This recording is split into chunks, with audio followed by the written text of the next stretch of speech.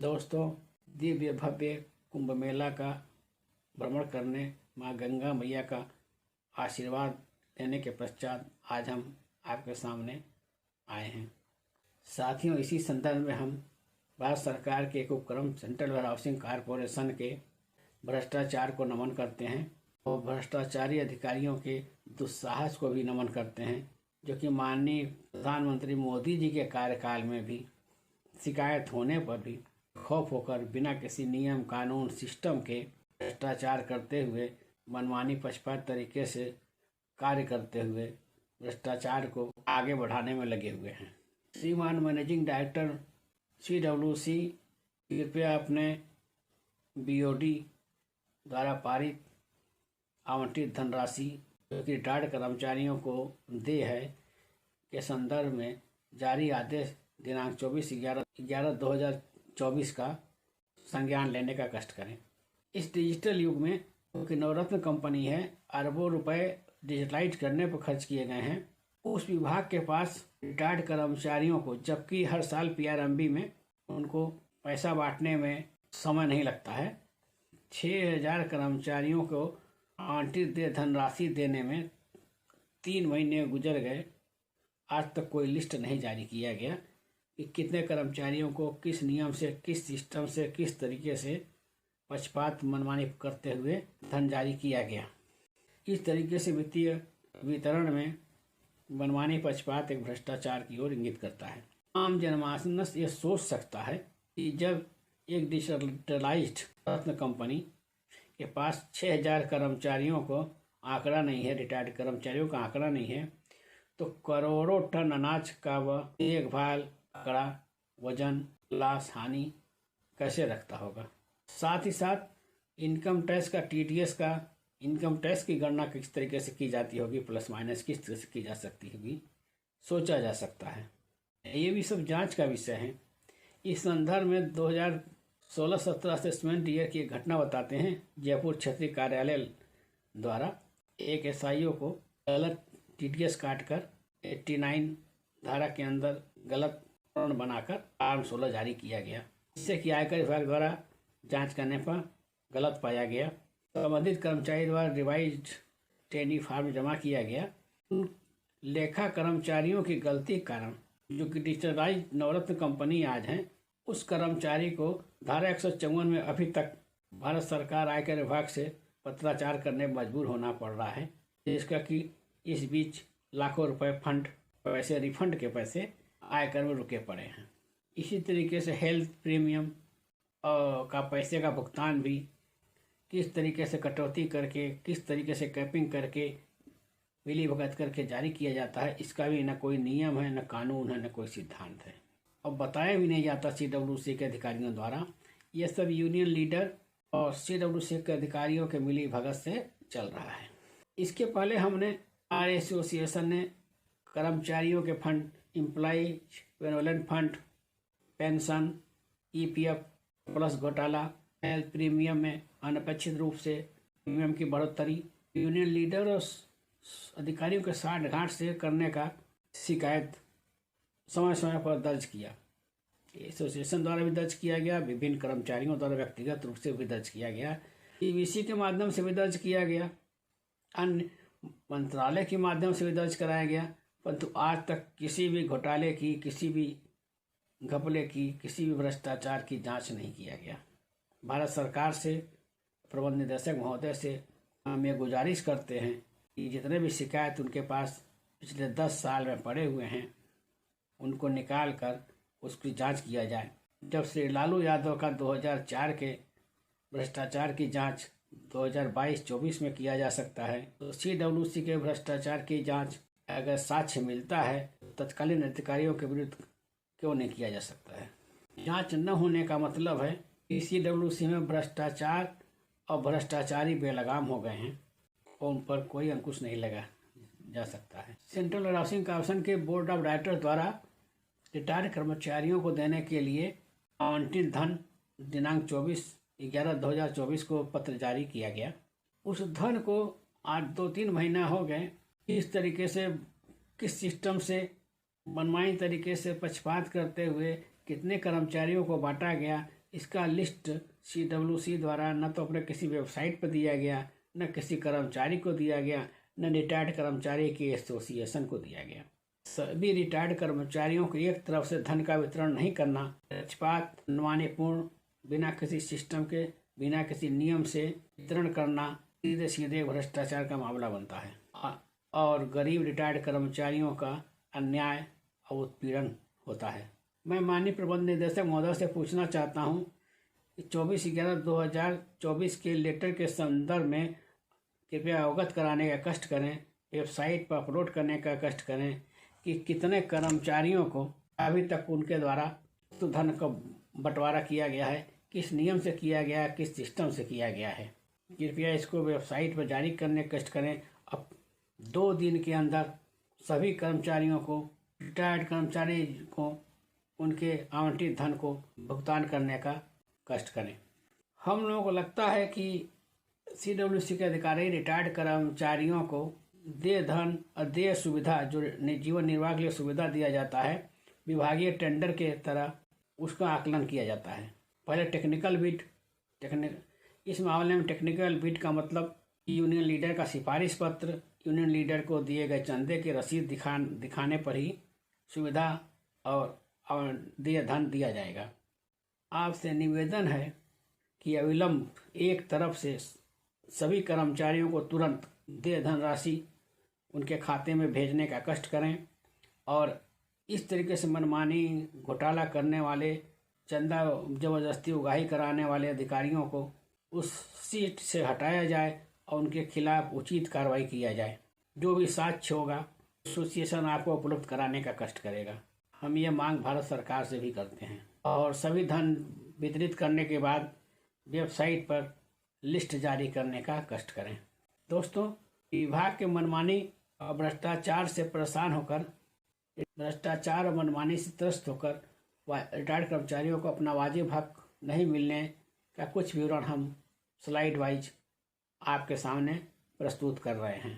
साथ ही माननीय प्रबंध निदेशक महोदय से जानना चाहते हैं कि आपके अधिकारी क्या चाहते हैं। रिटायर्ड कर्मचारियों को उनके जीवन निर्वाह संबंधी सुविधा, उनको दिए धन को उपलब्ध कराने के लिए उनको क्या अधिकारियों के दबाव में यूनियन लीडर का जाकर गिराना पड़ेगा, उनका सिफारिशी पत्र लाना पड़ेगा या उनको चंदा देना पड़ेगा, रसीद ला के दिखलाना पड़ेगा, तब उनको जीवन निर्वाह की सुविधा उपलब्ध कराई जाएगी। विभाग के अधिकारियों से जानकारी मिली कि एक सम्मानित यूनियन लीडर को लाखों रुपए कैश में अगस्त 2024 में उसके सम्मेलन करने के लिए कॉर्पोरेट ऑफिस के अधिकारियों द्वारा इकट्ठा करके दिया गया, कैश में जमा किया गया। इसकी भी इनकम टैक्स विभाग द्वारा, भारत सरकार द्वारा, CWC के सेंट्रल विजिलेंस सेल्स द्वारा, PBO द्वारा जांच किया जाना चाहिए कि 20,000 रुपये नगद से ज़्यादा चंदा तो राजनीतिक पार्टी भी नहीं ले सकती। लाखों रुपए नगद चंदा दान कोई यूनियन कैसे ले सकता है? आखिर उसको दान देने वाले ये अधिकारी कौन हैं? उनकी जांच होनी चाहिए, उनके खिलाफ कार्रवाई होनी चाहिए।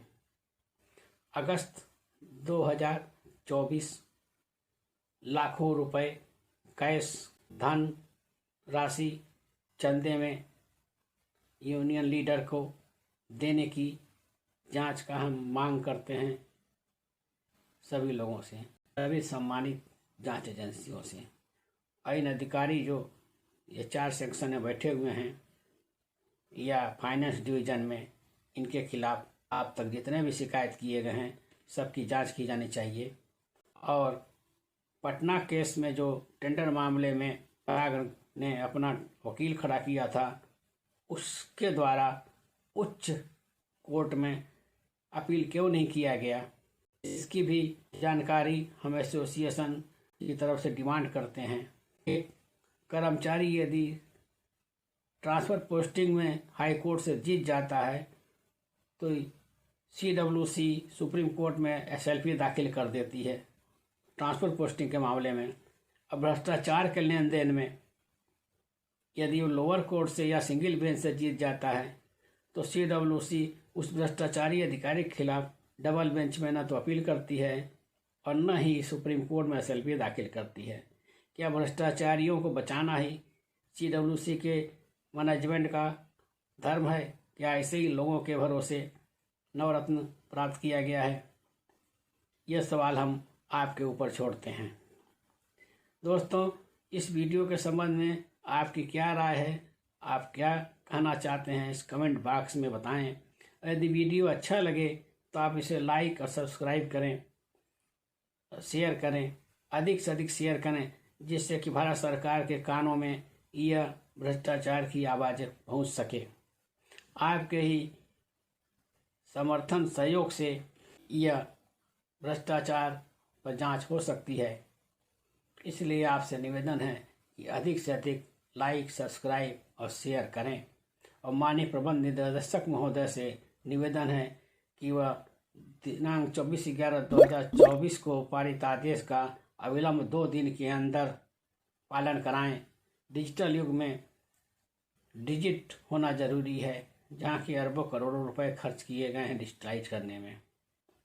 अन्यथा की स्थिति में भारत सरकार से निवेदन करते हैं कि वह जांच करने का कष्ट करें कि आखिर किस नियम, किस सिस्टम से एक तरफ से सभी रिटायर्ड कर्मचारियों को आवंटित देय धन राशि नहीं दिया जा रहा है। BOD के आदेश का पालन मनमानी पक्षपात तरीके से अधिकारियों द्वारा क्यों किया जा रहा है? साथ ही हम आपको एसोसिएशन द्वारा EPFO में धारा सेक्शन 14 का उल्लंघन करने का शिकायत किया गया था। दिल्ली RO EPFO द्वारा ICD पटपड़गंज में जांच किया गया। आप जानते हैं ICD Patparganj industrial export import का काम होता है। वहाँ किसानों का एग्रीकल्चर संबंधित कोई भी काम नहीं है और वहाँ पे EPFO अधिकारी को रिकॉर्ड नहीं दिया गया, न ही कोई कर्मचारियों के बारे में जानकारी दिया गया। वहाँ के अधिकारियों को बता दिया गया कि हमारे कॉर्पोरेट ऑफिस में आप जाइए, वहीं से रिकॉर्ड मिलेगा। हम इस EPFO के नियम का पालन नहीं करते हैं, या आप कॉर्पोरेट ऑफिस से जानिए। दोस्तों, जब CWC कहीं फंस जाते हैं, चाहे CBI में फंस जाएं, चाहे CVC में फंस जाएं, तो यह दस्तावेज देने से मना करते हैं और मनमानी तरीके से बिना किसी साक्ष्य के यह बता देते हैं कि हमें तो सर्टिफिकेट प्राप्त है, जबकि इनको मिनिस्ट्री से कोई भी सर्टिफिकेट नहीं प्राप्त है। मिनिस्ट्री ने इनको निर्देश भी दिया था 2007 में कि लेबर मिनिस्ट्री से यह अनापत्ति पत्र प्राप्त करें कि इनको EPFO में इंश्योरेंस पैसा नहीं जमा करना है, परंतु इन्होंने अभी नहीं लिया। और इसका साक्ष्य ये है कि इनके पास कोई रिकॉर्ड नहीं है। इनके तत्कालीन ACM इंचार्ज जो थे EWS के, उन्होंने मुझे फ़ोन करके खुद मुझसे पूछा था कि यह प्रमाण पत्र आपने जो मांगा है कहाँ मिलेगा। एग्जाम्शन का प्रमाण पत्र, EPFO एग्जाम्शन का प्रमाण पत्र हमारे पास उपलब्ध नहीं है, आप बताएं हम कहाँ खोजें। मैंने कहा 15 साल पुराने रिकॉर्ड आपके पास नहीं है और आपने कोर्ट में दे दिया कि हमें एग्जाम्शन सर्टिफिकेट प्राप्त है। आपने EPF अपने पेंशन फंड का EPF का रिकॉर्ड मांगा तो इन्होंने उस रिकॉर्ड को भी नहीं दिया। मैनुअल रिकॉर्ड को सब इन्होंने जला दिया, रद्दी कर दिया, काट कर फेंक दिया, जिससे कि इनके भ्रष्टाचार का खुलासा न हो सके। इनके तत्कालीन मैनेजर अधिकारी जो था इंचार्ज, उसने बताया कि उसको GGM ने मना किया है कोई भी रिकॉर्ड DC सिंह को न दिया जाए, मौखिक बता दिया जाए ये रिकॉर्ड अवेलेबल नहीं है, लेंदी है, इसलिए उन्होंने रिकॉर्ड नहीं दिया। ये सब सबूत साक्ष्य आप जब चाहें उससे प्राप्त कर सकते हैं, जांच कर सकते हैं। भारत सरकार से निवेदन है कि इन सब वित्तीय घोटालों की जांच करवाने का कष्ट करें, क्योंकि हिसाब बराबर। एक मूवी में आपने देखा होगा कि 1 रुपये का भी अगर कहीं डिले होता है, 1 दिन का भी, तो अगर 6000 कर्मचारी का लाखों रुपए अगर इन्होंने कहीं डिले कर दिया देने में, तो अरबों रुपए का नुकसान, घाटा होता है कर्मचारियों को और फायदा होता है विभाग को या वित्तीय संस्थानों को। ये देखने में आया है कि LIC द्वारा महीने 2 महीने वेरिफिकेशन करने में लगा दिए जाते हैं पेंशन देने में। अब मगर पेंशन देने के बाद उस जो मध्य में जो पैसा नहीं देते हैं जिस महीने में, उसका वो ब्याज नहीं देते हैं। अब यदि 6000 कर्मचारियों का करोड़ों रुपए पर 2 महीने का ब्याज जोड़ लीजिए, कितना होता है। उसको दबाना भी एक अनैतिक और भ्रष्टाचार का काम है। इसी तरीके से हेल्थ प्रीमियम इरडा के अनुसार 15 दिन के अंदर भुगतान होना जाना चाहिए, परंतु ये मिलीभगत से यूनियन लीडर और ट्रस्ट के मिलीभगत से टीपीए 15 दिन के अंदर भुगतान नहीं करता है और न ही उस पर कोई ब्याज देता है। अब मनमाने ढंग से कटौती करते हैं, उसको भी ये सूचित नहीं करते हैं, पहले से बताते नहीं हैं कि क्या नियम। साथियों, विभाग में कर्मचारियों को पेंशन फंड रिटायरमेंट के बाद जो दिया जाता है ग्रेच्युटी, उसको भी डिले करके दिया जाता है, उसका भी एक एक दिन का ब्याज नहीं दिया जाता है। तो जिस वित्तीय संस्थान में जमा करते हैं उनको लाखों रुपए का फायदा पहुंचाया जाता है। इसकी भी जांच होनी चाहिए और एक एक दिन का हिसाब कारपोरेशन को, कर्मचारियों को उनके फंड के बारे में देना चाहिए। मुझे तो मांगने पर आज तक नहीं दिया गया है। मैं भारत सरकार से और सभी जांच एजेंसियों से निवेदन करता हूं कि इस मामले को, इस घोटाले को देखने का कष्ट करें और जिनको न पता हो वह हिसाब बराबर मूवी में देखकर पता कर लें कि इस तरीके से कितने बड़े स्कैम को अंजाम दिया जा रहा है। इन्हीं सब बातों के साथ विश्राम लेना चाहते हैं। एक बार पुनः निवेदन है कि वीडियो को लाइक, सब्सक्राइब, शेयर करें और अधिक से अधिक लोगों तक पहुंचाएं। जय हिंद, जय भारत, वंदे मातरम, ओम नमः शिवाय। भगवान मैनेजमेंट को सद्बुद्धि दे, रिटायर्ड कर्मचारियों की आह न ले। रिटायर्ड कर्मचारी गरीब असहाय हैं, उनको चंदा ही देना है तो कहाँ से ला कर देंगे? मुकदमा लड़ना हो तो कहाँ से लाएंगे? इसलिए सरकारी फंड का दुरुपयोग करते हुए लिटिगेशन में न फंसाया जाए और उनको वाजिब हक दिया जाए। धन्यवाद, नमस्कार।